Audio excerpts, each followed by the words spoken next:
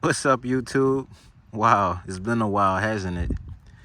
So today's video is basically gonna be just me showing y'all a new planting method for the longevity spinach.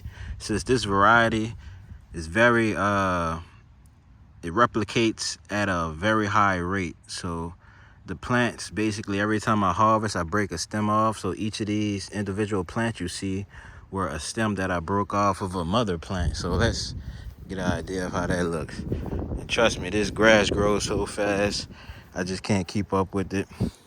So I weed it when I feel like it, but I like to try to fill it in with the longevity spinach because that's gonna take over the space that the weeds are actually taking over. So the more longevity spinach I could get planted, the less weeds I have, and the more edible foods I have in each square foot. So you can see right here how basically there's no weeds right here. I don't weed at all right here. But we come over here, I don't have much longevity spinach planted. I have these pineapple plants planted, and it's about one plant per bag. So I'm trying to increase the amount of longevity spinach I have. But so basically though, what I was saying is I would come to each of these plants because they grow long. This is actually a vine, so it grows long basically, and I would basically come in, like right here you can see this was one of the this was the main stem. I broke that piece off, I brought it inside, I pinched the leaves off the stem. So something like this, the side shoot right here, I do the same with the side shoot. Could just come in, break that off there. I'll go inside, pluck the leaves off, use that in whatever dish I'm cooking, and I'll stick the stem in water. And so basically that's how I harvested all my other longevity spinaches, and that's how I got what we have over here. So I did the same with this. I had two bowls. I had this one, and then I had this one in a bowl also, and I planted this actually about 3 days ago. So that's how it looks. Normally what I used to do was I would take each stem and plant them in their own individual space. So what I noticed is when I do that, the weeds grow around it because these don't have real thick root systems, especially if you're just planting one. So now what I'm doing is, because you can see here, like if I follow this plant back to its root zone right here, if I follow this and this one back to their root zones, they're planted, they have too much space that's not being utilized around the actual plant. So like if I were to plant just this right here, that's too much space not being utilized. It looks good the moment you put it in, but you give it a couple weeks, couple months, etc., that starts getting filled in with weeds because this doesn't have a strong root zone. This is not a tree, it's just a little vine. So I'm gonna take that inside to eat. So I planted that 3 days ago. This is how it looks now. Then I have this set right here that I was planning on planting, and I just had to clean out a grow bag. So that's all these weeds over here. Basically, just pulling out all the weeds.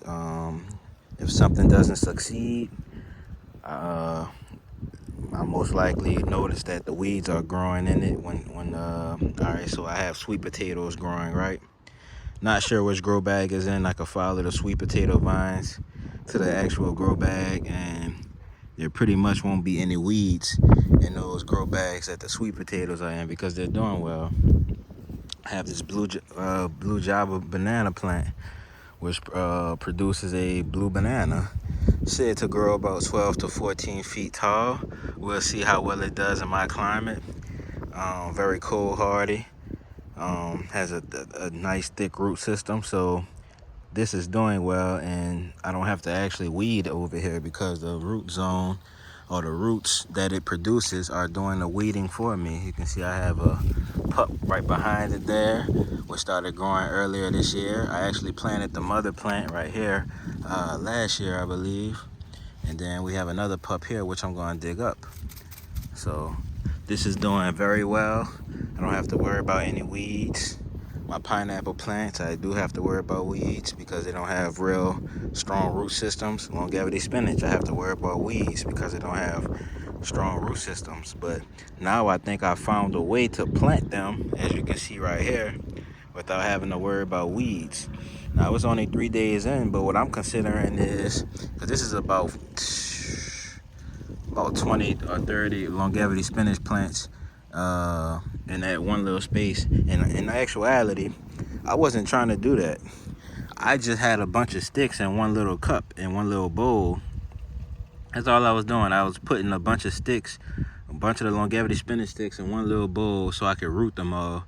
And I was planning on planting them after the roots start popping out or whatever. But honestly, these are some drought tolerant plants. You can honestly just break the stem off and you can plug it right into the dirt without rooting it. I just wanted to do that just to have some roots on it, honestly. And they wind up sitting for about a month or so, a month and a half or so in the water. And I kept adding water to it, of course, because I was getting lazy and not going out in the garden. I didn't want to waste my longevity spinach, although I already have a lot of it. So basically, we have what I'm going to show you now. Let me get this wasp right there and get him from off of there. Just gotta blow them and they fly away. So basically, what we have now is this matted root. So these over there, they were the same. They had this strong matted root, and I was just like, hey, I might as well just plant them all like that, right? There's some beautiful roots, right? Considering they were sitting for about a month to a month and a half. No rot or anything. And basically all I did was open up a little hole after I weeded the little area that I was gonna put it in. Open up a little hole there, and I just planted. But what I'm realizing now is you really need a lot of roots to keep the weeds out. It's not that having something that gives you ground cover helps a little bit. But ground cover is just surface level. You need something under the surface also. And I believe this right here is gonna help with the longevity spinach, and it's also gonna give me more plants per square foot, quite literally, or more produce or a larger harvest per square foot. See that? So I definitely won't have to worry about any weeds in this area. And what I'm gonna start doing now is every time I pluck some longevity spinach, I'm just gonna start plugging them around here.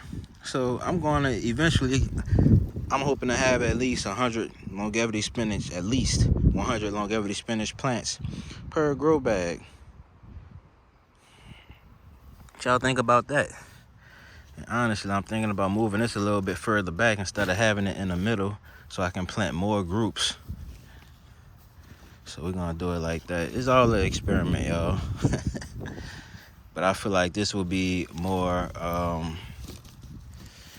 this will be a more reliable way to plant longevity spinach so you don't have to worry about all the weeds. Because like I said, it's a very drought tolerant plant. You just gotta keep the weeds out of there.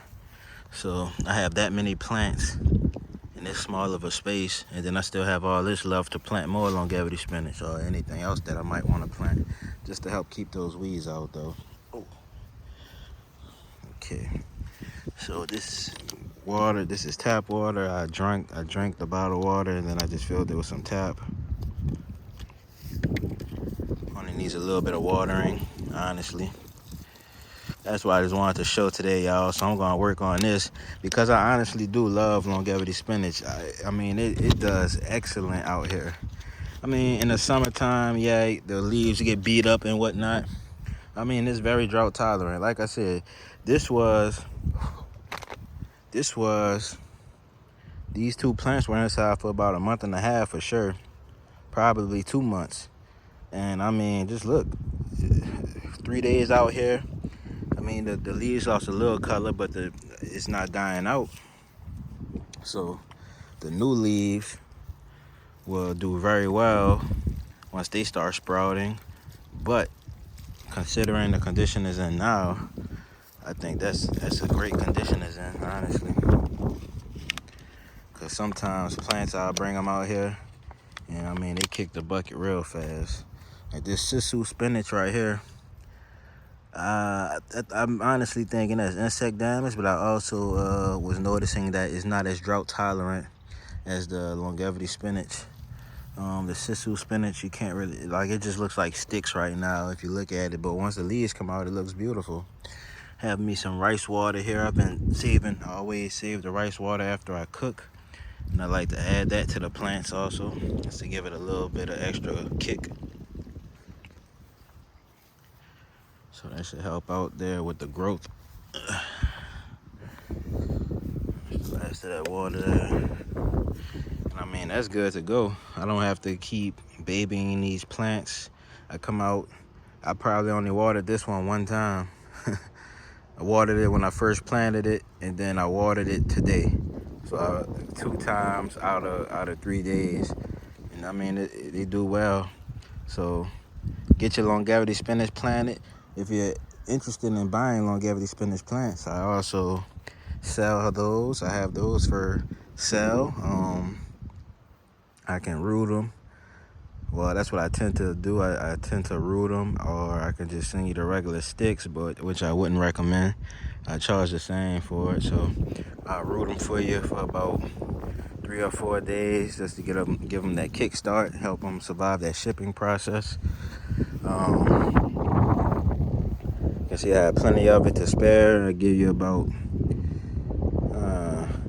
if you're finding the longevity spinach deal on this video, you can get this deal here. So just mention this video here, and I'll give you 5 longevity spinach plants. No matter of fact, I'll give you 6. I'll give you 6 rooted stems. If not, though, people who don't mention this video, they'll only get 3. So you're getting double. All right. That's that, y'all. I mean, this longevity spinach is absolutely thriving. Whew. I don't like having to compete with these weeds for growing space. I just wanted to come on the back here and show y'all it's absolutely thriving. And like I said, the sunlight tends to beat it up. This plant likes some shade. I'm in zone 9B, so I'm subtropical. Out here, it gets real hot. We've had that drought that just came by, and I mean, whoo, it went a while without raining. And when that sun starts, once the sun is at its peak, basically the leaves will start yellowing. I don't know if y'all can see that. Some of them will start just yellowing like that and whatnot, but for the most part, they're still green. So that's why I like to also have them planted densely, because they require that shade, or they require at least a little bit of shade in my area. If you're in a lower zone than I am, then I mean, you probably wouldn't have to put it in shade. I don't put it in shade, and it does well, but I like to at least have them shade each other, you know. So that's that, y'all. Grow you some longevity spinach. Plant them densely. Plant them extremely densely, so you don't have to keep going behind the plants and trying to clean up the garden area. Plant them as densely as possible. It requires minimal fertilization, but don't forget to fertilize them, of course. And that's that, y'all. See y'all in the next one. Hope to have some good gardening content coming. So I'm working on that, trying to see what I want to actually plant. I just found some sisu spinach just now. So this one didn't take too much damage, but it does look like it's a little bit thirsty. This is the sisu spinach leaves. I mean, it gets big, like the whole, woof. It covers it covers a wide area once those leaves are grown out.